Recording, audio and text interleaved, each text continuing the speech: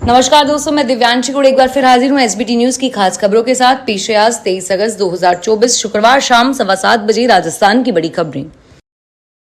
राजस्थान सरकार में प्रतियोगी परीक्षाओं में हो रही धांधली को रोकने के साथ ही अभ्यर्थियों को जल्द ही ज्वाइनिंग देने के लिए सरकार ने बड़ा फैसला किया है।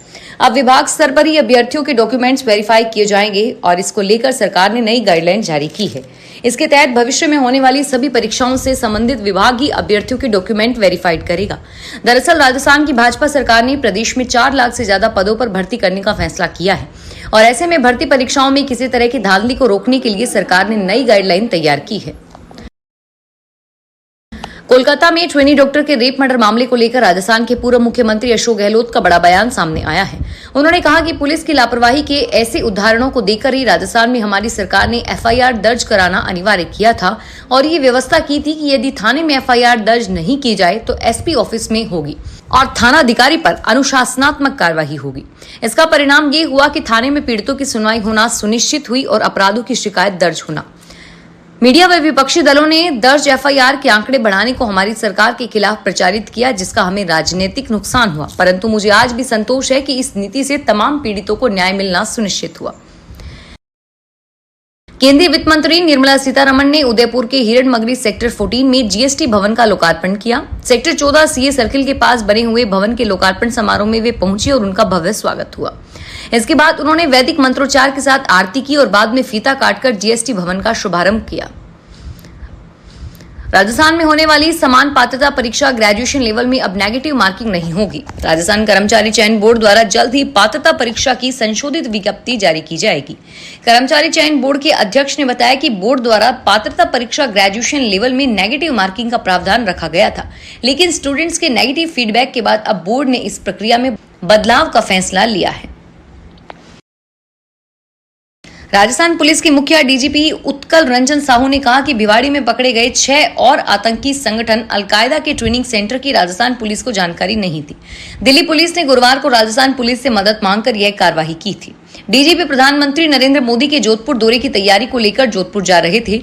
इस दौरान वे अजमेर में रुके और पुलिस अधिकारियों से मुलाकात की।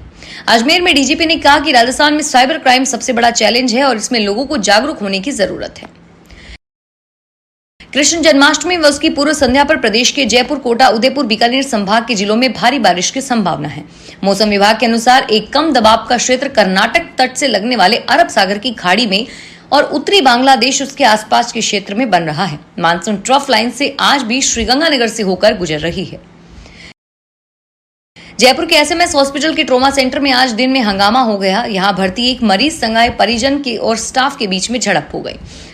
घटना की सूचना के बाद नर्सिंग एसोसिएशन के जुड़े पदाधिकारी भी मौके पर पहुंचे और पुलिस भी। मामला ट्रॉमा सेंटर स्थित मेल प्लास्टिक सर्जरी वार्ड का है, जहां लाडलू से आए सुशील नाम के एक मरीज के परिजनों ने वार्ड में तैनात महिला नर्सिंग स्टाफ पूनम के साथ धक्का मुक्की की।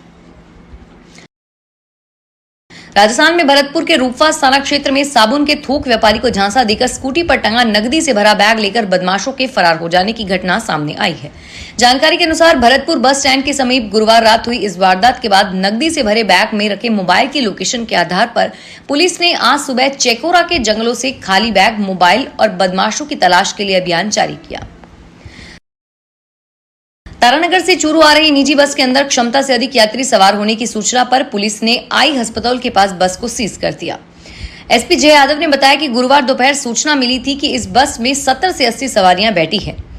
बस ड्राइवर और कंडक्टर ने क्षमता से अधिक सवारियां बिछा रखी हैं। इस दौरान एसपी अपनी टीम को लेकर आई अस्पताल के पास पहुंचे, जहां उन्होंने देखा कि बस सामने से आ रही थी और बस की छत पर करीब 10 सवारियां बैठी थी, जिस पर एएसआई ने तुरंत निजी बस के खिलाफ एमवी एक्ट के तहत कार्रवाई की और बस को सीज किया। कोटा जिले के ताकली बांध परियोजना में विस्थापित 7 गांव के निवासी गुरुवार को इकट्ठा होकर ताकली बांध पर पहुंचकर 9 सूत्रीय मांगों की मांग को लेकर धरने पर बैठ गए। इस सूचना पर एसडीएम अनिल कुमार और तहसीलदार मौके पर पहुंचे और ग्रामीणों के साथ समझाइश की, परंतु ग्रामीणों ने लिखित में मांगे और मंत्री दिलावर को मौके पर बुलाने की मांग को लेकर धरना पर लगातार किया। बांसवाड़ा के सरकारी स्कूल में उदयपुर जैसे हालात दिख रहे हैं, जहां एक 18 साल का छात्र अपने दोस्त को मारने के लिए स्कूल में चाकू लेकर आया था, परंतु प्रिंसिपल की सूझबूझ से दोनों छात्रों को लड़ते हुए देखकर शिक्षक ने पुलिस को बुलाया और जिसके बाद पुलिस ने छात्र को हिरासत में लिया। केंद्र सरकार ने बाढ़ प्रभावित त्रिपुरा के लिए राज्य आपदा मोचन कोष से 40 करोड़ रुपए की राशि जारी करने की मंजूरी दी है।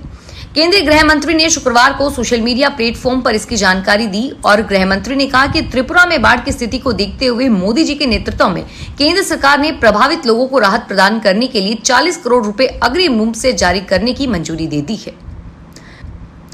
नागौर में खाटू श्याम जी दर्शन करने जा रहे श्रद्धालुओं की बस अनियंत्रित होकर पलट गई। हादसे में 2 यात्रियों की मौत हो गई और 18 लोग घायल हो गए। यह हादसा डीडवाना कुचामन जिले के मारोठ में हुआ। बस के आगे की साइड की कमानी टूट गई थी। इस दौरान बस बेकाबू होकर पलट गई। सूचना मिलने पर पुलिस मौके पर पहुंची और घायलों को अस्पताल पहुंचाया।